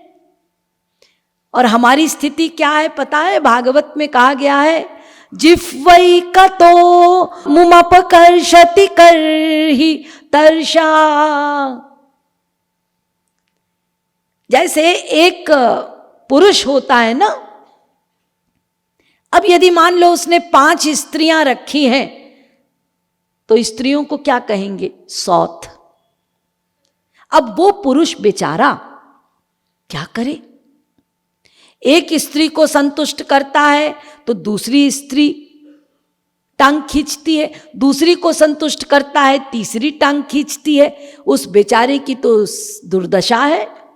ठीक इसी प्रकार भागवत कहती है, ये आत्मा रूपी स्वामी को ये 5 प्रकार की सौतें अपनी अपनी ओर खींच रही हैं। जरा बताओ उस आत्मा रूपी पुरुष का क्या हाल होगा? तो ये है कामनाएं। अच्छा, इन कामनाओं की, ये कामना भी किसी की जननी है। हाँ, कामना के 2 बेटे हैं, एक क्रोध और दूसरा लोभ। आपने किसी वस्तु की कामना बनाई, इच्छा बनाई, और वो वस्तु आपको मिल गई या व्यक्ति आपको मिल गया, तो क्या होगा? लोभ उत्पन्न होगा, और मिले और मिले और मिले। ये पहला बेटा। आपने किसी वस्तु की कामना की और वो पूरी नहीं हुई, कामना की अपूर्ति हो गई, तो दूसरा बेटा पैदा होगा, उसका नाम है क्रोध। तो कामना की पूर्ति से लोभ, कामना की अपूर्ति से क्रोध। और ये दोनों ही बड़े भयंकर हैं। क्रोध ये तो विष से भी भयंकर है, क्योंकि जब क्रोध हृदय में आता है, जब क्रोध आता है तो हृदय को नष्ट करता है, हृदय जलता है, बुद्धि नष्ट होती है, वाणी भी नष्ट होती है, अशुद्ध होती है ना वाणी। ये क्रोध ऐसा है, विष से भी भयंकर। और लोभ चलिए लोभ का एक उदाहरण सुनाएं आपको, आपको अच्छा लगेगा सुनकर। ये लोभ कितना होता है, कैसा भयंकर होता है। एक सेठ जी थे, बड़े लोभी, बड़े कंजूस। हाँ, जो लोभी होगा वो कंजूस भी होगा। अब इतने कंजूस कि वो प्रातः काल भोर भोर में ही, अंधेरे अंधेरे में ही गंगा स्नान कराते थे। क्यों? ताकि कोई पंडा पीछे ना पड़ जाए, दान मांग लेगा। एक दिन बेचारों को देर हो गई तो अपना वो उजाला हो गया, तो दौड़ते दौड़ते दौड़ते दौड़ते जा रहे हैं, कहीं कोई पंडित ना देख ले मुझे, फिर दान मांग लेगा। तो अपना स्नान करके जब लौट रहे थे तो एक पंडे ने देख लिया। पंडे ने कहा, अरे आज तो सेठ जी हाथ लगे। सेठ जी एकादशी है आज, आपको तो आज के दिन दान देना चाहिए। अब सेठ जी बड़ी तेजी से जाएं कि हम जल्दी घर पहुंच जाएं, लेकिन वो पंडित भी, उसने भी ठान ली कि आज तो हम सेठ जी को छोड़ेंगे नहीं, वो पीछे पीछे। अब जल्दी जल्दी करते हुए जा रहे हैं, पीछे से पंडित बोल रहा है, सेठ जी दान दीजिए दान दीजिए। सेठ जी ने कहा, अब साथ में तो लेकर नहीं आए भैया, हम ऐसा है कल दे देंगे। पंडित ने कहा, कल किसने देखा, तो फिर घर जाके दे देंगे। उसने कहा, ठीक है, हम भी आपके साथ घर चलते हैं। अब वो पहुंच गया घर। सेठ जी तुरंत अंदर गए और बेटों से कहा कि देखो, एक पंडित मेरे पीछे पड़ गया है और मैं कुछ देना नहीं चाहता, तुम जाके कह दो पंडित जी की तबीयत खराब है। अब बेटे कहने लगे पिता से कि पिताजी दे के उसको खत्म करो। तो पिताजी ने कहा, मैंने कहा ना, तुम जाके कह दो कि मेरी तबीयत खराब है। अब पंडित वहां खड़े थे, बेटों ने जाकर कह दिया कि देखिए हमारे पिताजी की तबीयत बहुत खराब है, तो आप बाद में आना। पंडित ने कहा, कोई बात नहीं, हम तबीयत पूछ के चले जाते हैं। बेटों ने कहा कि वो कह रहे हैं पिताजी कि आपकी तबीयत पूछ के जाएंगे। अरे बड़े आए तबीयत पूछने वाले, जाके बोलो बहुत तबीयत खराब थी, पंडित जी मर गए। बेटों ने कहा, पिताजी दे दीजिए ना दान। अरे कहा ना, जाके कह दो पंडित जी मर गए। अब बेटों ने जाके कह दिया, पंडित जी, पिताजी मर गए। तो पंडित से कहा कि पंडित जी, अब वो पिताजी इतने बीमार तो थे ही, तो अब वो मर गए। पंडित ने कहा, अच्छा मर गए, चलो ठीक है, हम उनकी अर्थी में भाग ले लेंगे। अरे पीछा ही नहीं छोड़ते ये पंडित। तो बेटों ने कहा, पिताजी वो तो कह रहे हैं कि आपकी अर्थी में भाग लेंगे। हैं? अच्छा चलो अर्थी तैयार करो। अब बताइए, जिंदे की अर्थी तैयार हो रही है। अब अर्थी बनाई गई, लकड़ी में उनको बांधा गया। अब वो सीधे लेटे हैं, बेटों ने कांधा भी दिया और पीछे पीछे पंडित भी। तो लेटे लेटे पिताजी ने धीरे से पूछा सामने वाले बेटे से, पंडित गया? नहीं पिताजी, साथ में राम नाम सत्य बोल रहा है। हाँ ठीक है, श्मशान ले चलो हमको। हो गया, पहुंच गए, नीचे रखा गया, लकड़ियों का ढेर लगाया गया। पिताजी अब क्या करें, करना क्या है, ऊपर रखो हमको। रख दिया गया। पंडित है सामने खड़ा है, हाँ ठीक है, अब क्या करें पिताजी? अरे करना क्या है, आग लगाओ। अब बेटों ने कहा, अरे पिताजी जिंदा हैं और कहते हैं आग लगाओ, आग कैसे लगा दे? अरे कह रहा हूं ना आग लगाओ। तो बेटों ने, एक बड़े बेटे ने अग्नि ली और लगाया। जब अग्नि की गर्मी लगी पिताजी को, हो उछल के खड़े हुए, हाथ में चारा नेते हो, पंडित के मुंह पे मारा, ले मेरा पीछा छोड़। तो सेठ जी की इस कृपणता को देखकर भगवान विभोर हो गए। अरे बहुत कृपण देखे, ऐसा कृपण नहीं देखा। तो भगवान प्रकट हो गए और उससे कहा, अरे वाह, क्या कृपण हो तुम भी, हम तो विभोर हो गए, मांगो क्या मांगते हो।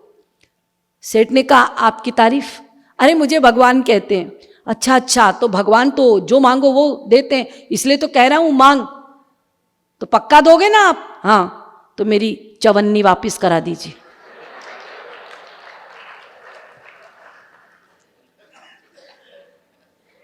इसको कहते हैं लोभ। तो यह है कामनाएं, कामनाओं की पूर्ति से लोभ और कामना की अपूर्ति से क्रोध। अच्छा जी, अब ये भी बता दीजिए, इस कामना की भी कोई जननी है क्या? कामना के बेटे तो समझ में आ गए, ये बेटे इनकी जननी है कामना। क्रोध और लोभ इनकी मां है कामना। कामना की भी कोई मां है क्या? अर्थात कामना कैसे होती है, इसका रीजन क्या है? हमारी किसी भी वस्तु की कामना तब होती है जब हमारी किसी वस्तु में आसक्ति होती है। आसक्ति होने से कामना होती है।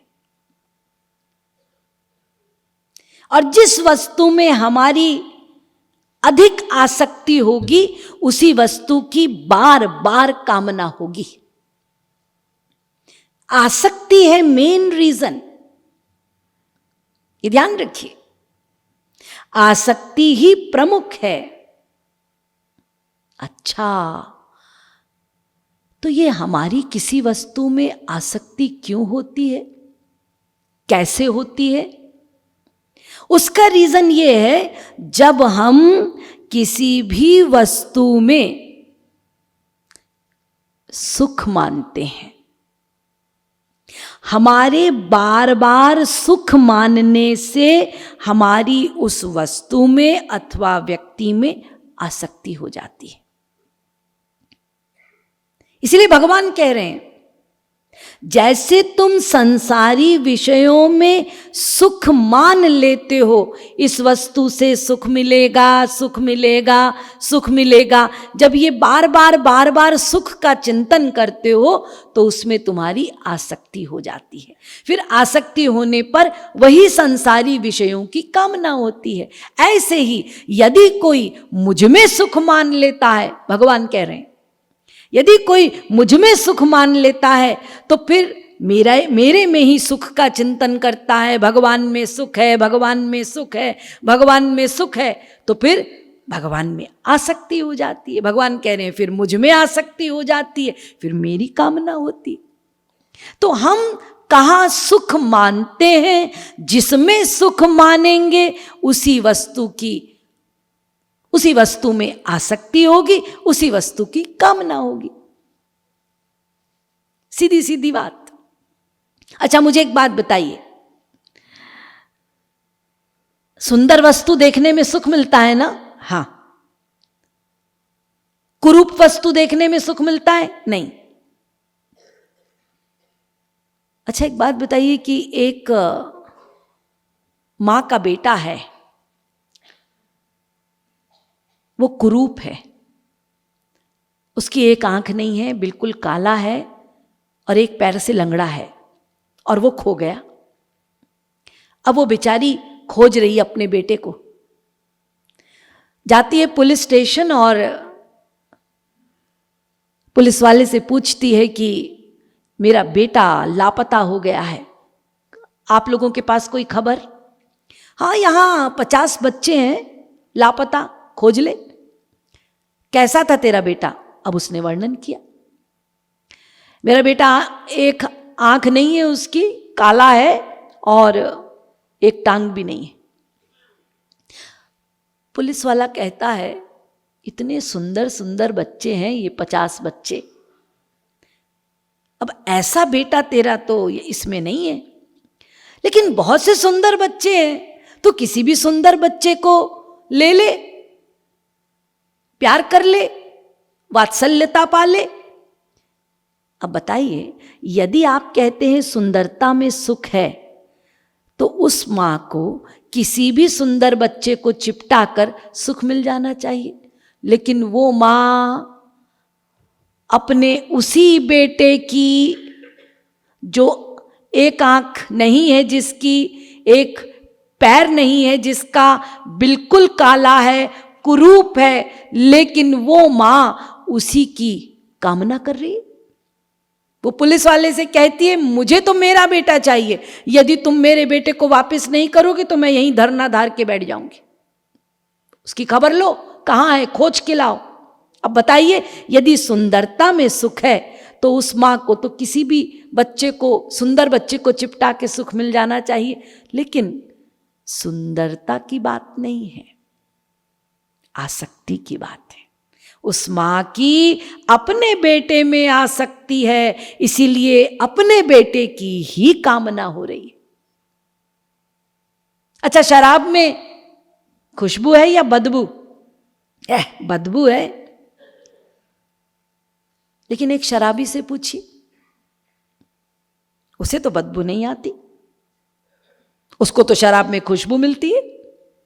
तो खुशबू बदबू की बात नहीं है, उस शराबी की शराब में आसक्ति है, इसीलिए उसी शराब की कामना हो रही है। और आसक्ति कैसे हुई? कोई पियक्कड़ कैसे बनता है, चाहे सिगरेट का हो, चाय का हो, कॉफी का हो या शराब का हो, कैसे? वो खोपड़े में जैसे ही टाइम होता है वो चाय नाचती क्यों है? वो इसीलिए कि हमने मान लिया इसमें सुख है, सुख है, सुख है। बार बार चिंतन के द्वारा वो ऐसा बैठ गया कि उसी वस्तु में आसक्ति हो गई और उसी की ठीक समय कामना हो जाती। अरे ऐसा बैठ चुका है कि आपको सोचना भी नहीं पड़ता, वो हैबिट में आ गया। ठीक 4 बजे चाय पीते, ठीक 4 बजे वो खोपड़ी में नाचेगी, वो कामना होगी। तो अब आप समझ गए कि हमारी आसक्ति क्यों होती है? हम बार बार सुख मानते हैं। अच्छा जी, हम बार बार किसी वस्तु में सुख क्यों मानते हैं? तो इसका सीधा सीधा उत्तर है, हमारा नेचर है, हमारा स्वभाव है। हम आत्मा है ना, और यह आत्मा भगवान का अंश है। और भगवान क्या है? आनंद, सुख। तो उनके अंश होने के कारण स्वाभाविक हम सुख चाहते हैं। इसीलिए सुख पाना हमारा नेचर है। इसको ना महापुरुष काट सकता है, ना भगवान काट सकते हैं, ना काल, कर्म, गुण, कुछ नहीं काट सकता इस नेचर को। सुख पाना हमारा नेचर है, सदा से है, वर्तमान में है, आगे भी रहेगा। इसीलिए जो भी संग मिलेगा, जहां जाएंगे, हम सुख की ही कामना करेंगे। तो हम किसी वस्तु में सुख क्यों मानते हैं? वो हमारा स्वभाव है। लेकिन इस जगत में यदि हमने बार बार सुख माना, वो तो हमारा नेचर है, तो जो मिलेगा हम वहां सुख मानेंगे। जब हम सुख मानेंगे तो क्या होगा? वो वास्तविक सुख मिलेगा नहीं संसार से, लेकिन मानने के कारण आसक्ति हो जाएगी, संसारी विषयों की आसक्ति। अब जब संसारी विषयों की आसक्ति होगी तो कामना होगी, उसी की कामना हो जाएगी तो क्रोध भी उत्पन्न होगा, लोभ भी उत्पन्न होगा। यानी यहां वास्तविक सुख तो मिला नहीं, अपितु हम बंधते जा रहे हैं, उलझते जा रहे हैं। तो ऐसे तो फिर हमारा कभी कल्याण ही नहीं होगा। तो हमारा कल्याण कैसे हो? क्योंकि सुख मानना हमारा नेचर है, और यदि इस जगत में सुख मानेंगे तो बंध जाएंगे। तो इसलिए क्या करें? करना ये है कि आपको भीतर से पहले ये पक्का करना है कि जो वास्तविक सुख मेरा लक्ष्य है, वो वास्तविक सुख इस संसार की किसी वस्तु या व्यक्ति में नहीं है। ये पक्के तौर पर बिठाना होगा अपनी बुद्धि में। जब तक नहीं बैठेगा बात नहीं बन सकती।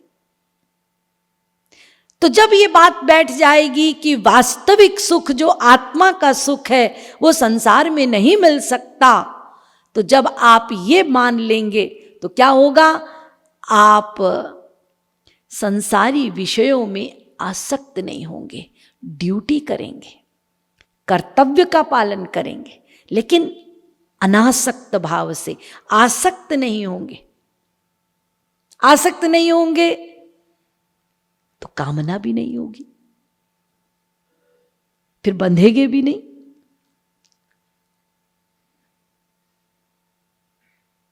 जीसस अपने बाइबल में यही बात कह रहे हैं जो हमारे शास्त्र कह रहे हैं।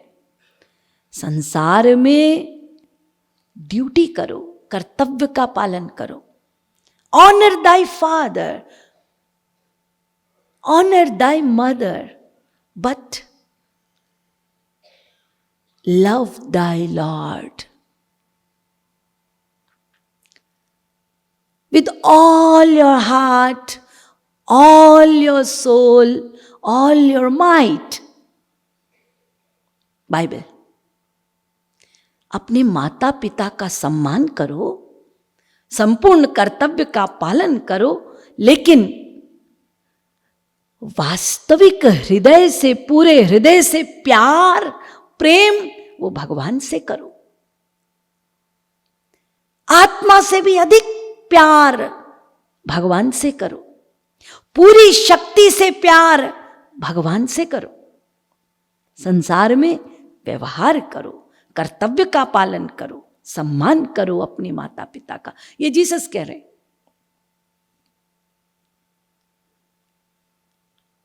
तो पहले ये पक्की तौर पे बिठाना होगा कि संसार की किसी भी वस्तु में सुख नहीं है। तो आप कहेंगे हम लोगों को जो रोज मिलता है, स्त्री से सुख, पति से सुख, वस्तुओं से सुख, तो वो क्या है?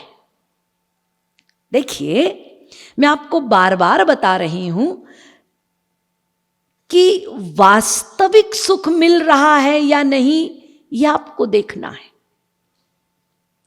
वास्तविक सुख उसको कहते हैं कि जिस सुख के मिलने पर फिर दोबारा दुख नहीं मिलता। अब जगत में क्या होता है, जगत में हम इतने दुखों से घिरे हुए हैं कि जब एक दुख हमारा कम होता है उसी को हम सुख कह देते। ध्यान दीजिए, हमारा यदि एक दुख कम हुआ हम उसको सुख मान लेते हैं, लेकिन वो सुख कैसे है? आपका यदि दुख कम हो गया और यदि आपको सुख मिल गया तो फिर दोबारा दुख नहीं मिलना चाहिए।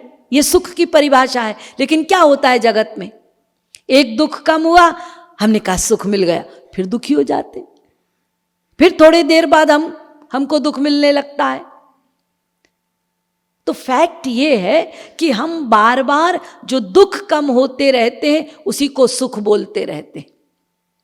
अब इतने सारे दुख हैं, बेटा बीमार है, खाट में पड़ा हुआ है, कैंसर है उसको, उधर से पिताजी सस्पेंड हो गए हैं, इधर से बीवी को नौकरी नहीं मिल रही। अब देखिए, ये 3 दुख हो गए ना।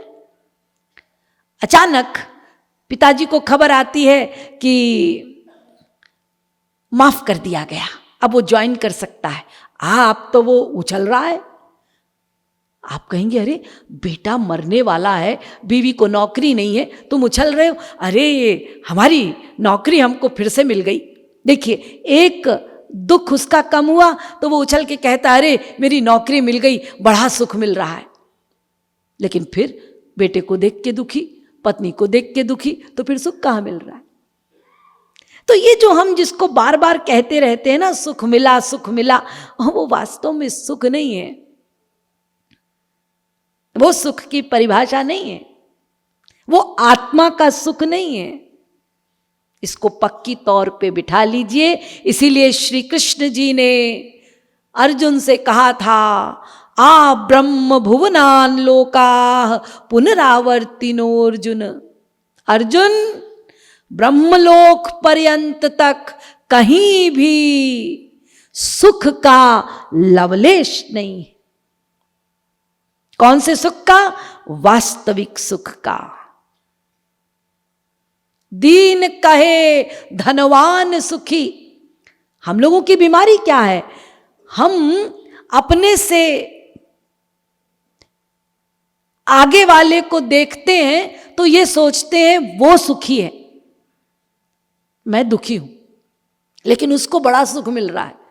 सब एक दूसरे को, अपने आगे वाले को देखकर सोच रहे हैं वो सुखी है। अपन तो भैया साइकिल में जाते हैं, साइकिल वाला स्कूटर वाले को देख के सोचता है स्कूटर वाला सुखी है, स्कूटर चलाने वाला सोचता है कार वाला सुखी है, कार वाला सोचता है अरे अपन क्या, अपनी तो कोई काम की गाड़ी नहीं, स्विफ्ट है, मर्सिडीज होती तो अच्छा होता। मर्सिडीज वाला सोच रहा है BMW होती तो अच्छा होता। सब अपने से आगे वाले को देख के सोचते हैं उसको सुख मिल रहा है। लेकिन तुलसीदास जी कहते हैं, दीन कहे धनवान सुखी, धनवान कहे सुख राजा को भारी।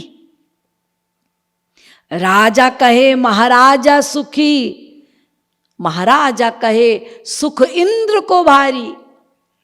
इंद्र कहे चतुरानन को सुख, ब्रह्मा कहे सुख विष्णु को भारी। देखिए सब एक दूसरे को कह रहे हैं, मैं कहाँ सुखी हूं। दीन कहता है मैं तो गरीब हूं, मैं कहाँ सुखी हूं। धनवान सुखी है। धनवान कहता है अरे मेरे पास क्या धन है, वो महाराज के पास धन है। महाराज कहता है अपन तो सम्राट है, इंद्र नहीं बन पाए, इंद्र सुखी है। इंद्र कहता है अरे मैं कहाँ सुखी हूं, ब्रह्मा सुखी है। ब्रह्मा कहते हैं अरे हम कहाँ सुखी हैं, विष्णु सुखी है। ब्रह्मा कहे सुख विष्णु को भारी, तुलसीदास बिचारी कहे हरि भजन बिना सब जीव दुखारी। ये धोखा है, ये भ्रम है। हम अपने से आगे वालों को देख के सोचते हैं वो सुखी है। संसार में वास्तविक सुख नहीं है, ये सब भ्रम है। घर में पहली बार पत्नी आई, बहू आई, हाँ क्या खुशियां मनाई जा रही हैं। गृह प्रवेश हो रहा है, गृह लक्ष्मी घर में आ रही है। फिर सब रिश्तेदार अड़ोसी पड़ोसी सब दर्शन करने को आ रहे हैं, मुंह दिखाई दे रहे हैं, बड़ा तकल्लुफ। लेकिन 2 महीने बाद उन्हीं लोगों को बोलो चलो जरा बहू से मिल के आए, अरे गए तो थे, कितनी बार जाएंगे देखने। और वही बहू शुरू शुरू में बड़ा संकोच, धीरे धीरे चलती है, संकोच से रहती है, लेकिन 1 महीने बाद नेचुरलिटी में आ जाती है। फिर जब नेचुरलिटी में आती है तो शुरुआत में तो पति का पैर दबा रही थी, सास का पैर दबा रही थी, सब कर रही थी। लेकिन आजकल कहाँ ये सब पुरानी बातें हैं। लेकिन आजकल तो सभी की इच्छा होती है भाई बहू आए तो सेवा करे हमारी। अब शुरू शुरू में थोड़ी बहुत सेवा कर ली और उसके बाद अपनी ओरिजिनलिटी में आ गई। सास की अलग भौहें टेढ़ी होने लगी, बहू की अलग भौहें टेढ़ी होने लगी। हाँ, घर घर का हाल है। तो देखिए, यदि संसार की किसी भी वस्तु में सुख होगा तो वो आपको निरंतर मिलना चाहिए। वही बहू प्रारंभ में बड़ी अच्छी लग रही है, धीरे धीरे सुख कम होने लगा और एक अवस्था आई उसी से दुख मिल रहा है, तो फिर सुख का रहा। एक भी एग्जाम्पल बता दीजिए मुझे ऐसा जगत का जहां से आपको वास्तविक सुख किसी वस्तु या व्यक्ति से मिलता हो, 0.1% भी। तो ये बात पक्की तौर पे बिठाना होगा कि संसार की किसी वस्तु या व्यक्ति में सुख नहीं है। हम जिस वस्तु व्यक्ति में जितनी मात्रा का सुख मानते हैं उतनी मात्रा की आसक्ति होती है, उतनी मात्रा की कामना होती है। और संसार की किसी भी वस्तु में दुख भी नहीं है, ध्यान दीजिए। वो ऐसे आपने जिस वस्तु में जितनी मात्रा का स्वार्थवश अटैचमेंट किया, आसक्ति की, सुख मानकर उसमें आपकी आसक्ति हुई तो कामना हुई। अब जिसमें आपकी गाढ़ आसक्ति है, अत्याधिक आसक्ति है, वही वस्तु जब आपसे छिन जाती है, नष्ट हो जाती है, उसका अभाव हो जाता है, तो जितनी मात्रा का आपने सुख माना था, आपको अपना माना हुआ सुख मिल रहा था, उसी वस्तु के वियोग में, नष्ट होने पर उतनी ही मात्रा का दुख मिलेगा। बस सीधी सीधी बात। मां की सबसे अधिक आसक्ति बेटे में, सबसे अधिक सुख मिलता है, तो बेटे के मर जाने पर उतनी ही मात्रा का दुख, उससे कम पिताजी को, उससे कम भाई को, ये क्रम है।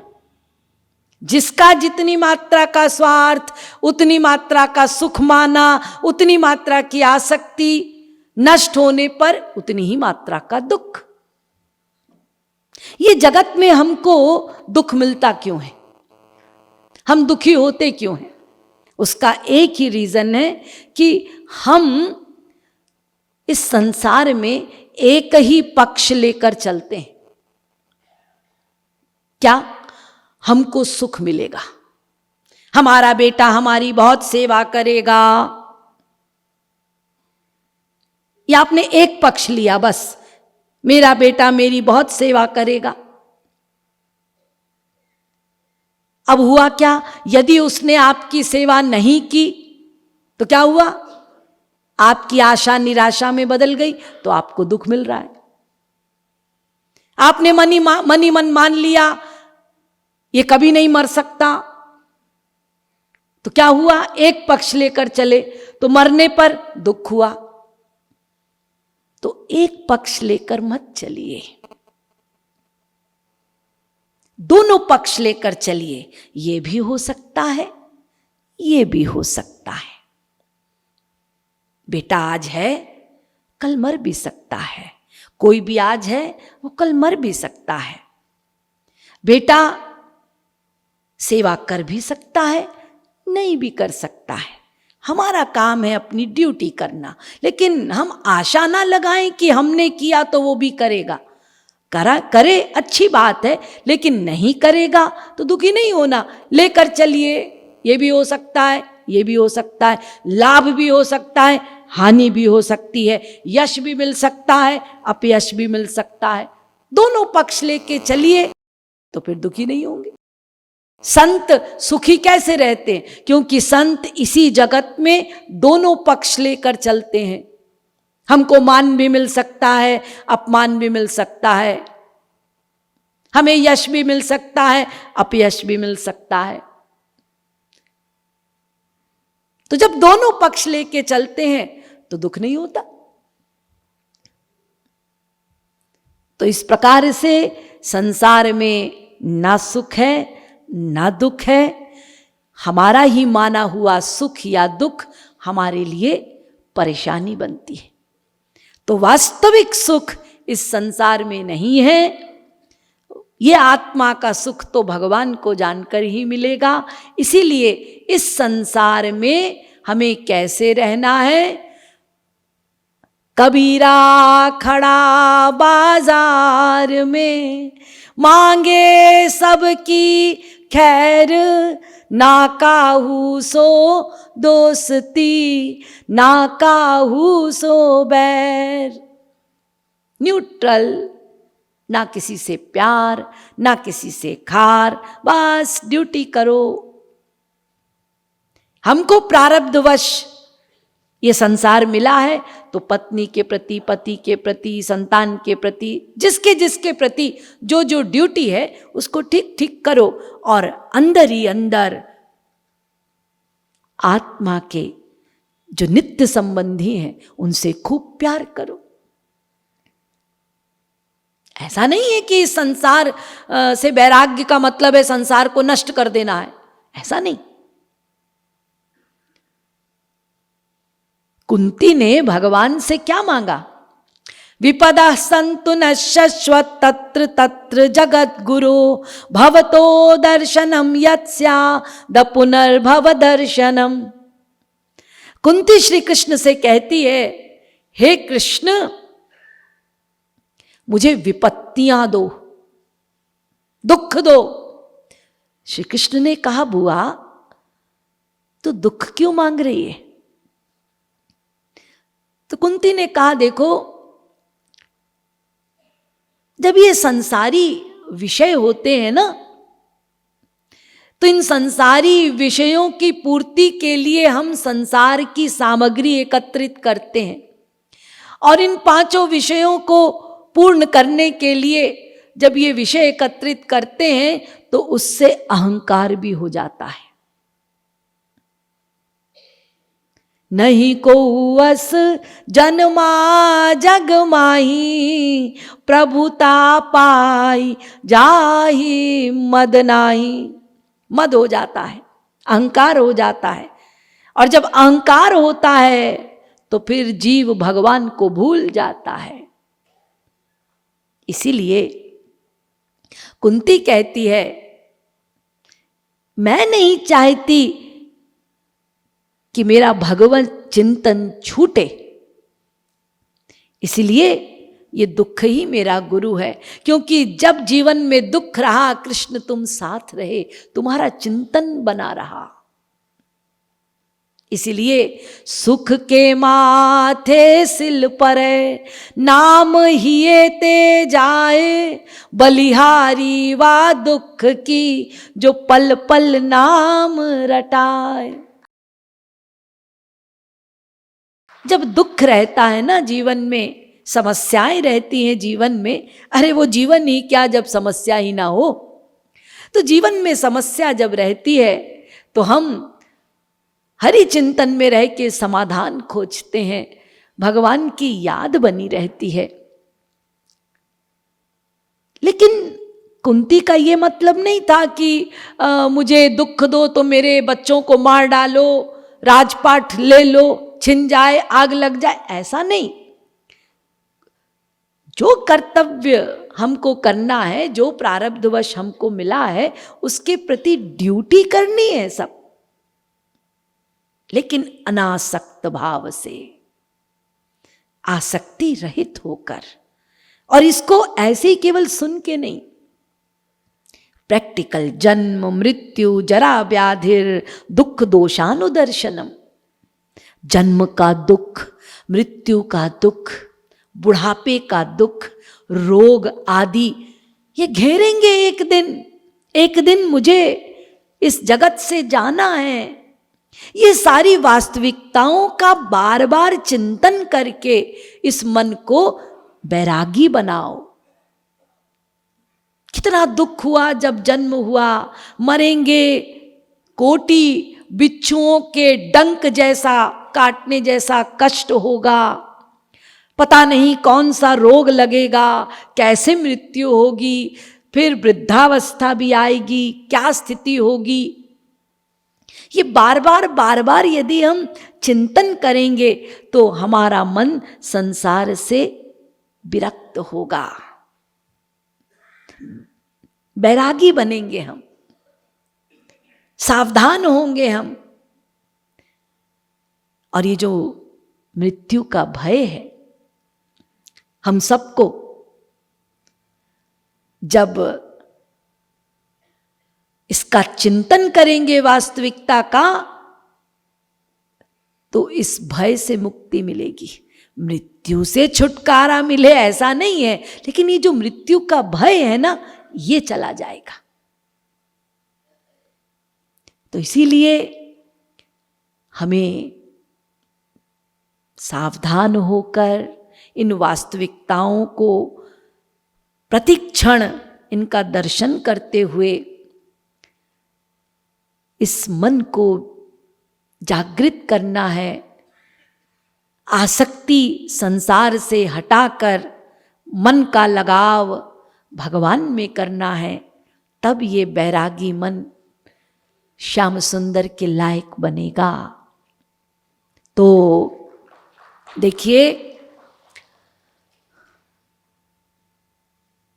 यदि हमारा मन संसार से विरक्त भी हो गया है, तो भी ये मत समझना कि ये विरक्त मन अब श्याम सुंदर का चिंतन कर लेगा या भगवान मिल जाएंगे, ऐसा नहीं।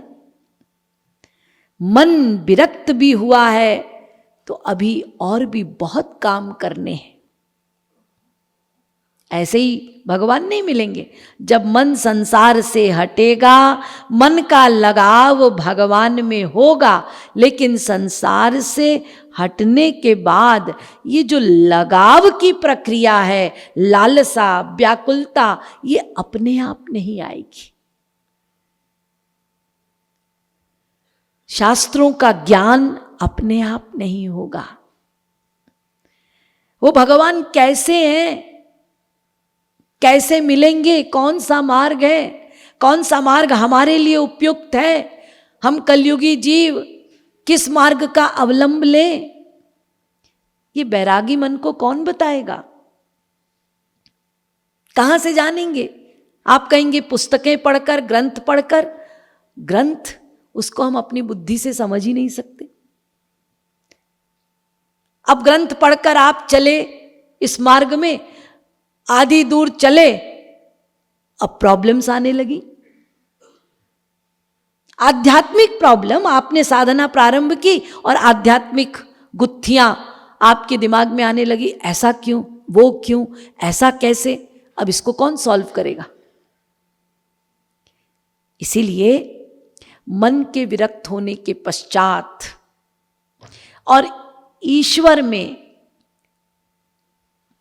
मन आसक्त होने से पहले मन की आसक्ति किस प्रकार से हो, किस मार्ग से जाएं, कैसा संबंध बनाएं, आसक्ति में भाव कैसा हो, ये सारी बातें जो हैं इसको जानना आवश्यक है।